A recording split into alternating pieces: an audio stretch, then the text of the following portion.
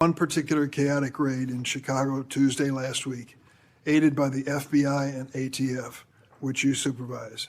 In the middle of the night, federal agents pulled women and children out of their beds, crashed down the doors to their homes, destroyed their apartments, zip-tied children and others, and detained immigrants and U.S. citizens alike for hours in vans. When one witness complained about the treatment of the small children, an agent laughed at her and said, "F them kids."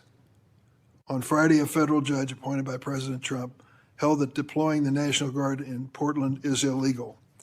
White House Deputy Chief of Staff Stephen Miller accused her of, quote, legal insurrection, close quote.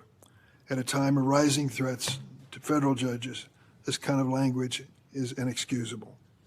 Last week, the President and Secretary Hegseth summoned senior military officials to a political pep rally at Quantico, where the President said he wanted to use American cities as, quote, training grounds for our military. Training grounds for our military. To fight the, quote, enemy within. Chicago is not the enemy. Our fellow Americans are not the enemy.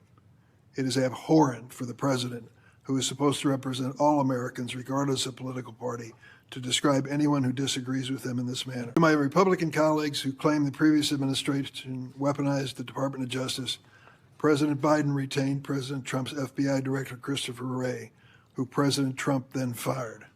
President Biden never directed the Attorney General to prosecute his political opponents. President Biden never fired his own political appointees for refusing to prosecute his targets. What has taken place since January 20th, 2025 would make even President Nixon recoil. This is your legacy, Attorney General Bondi.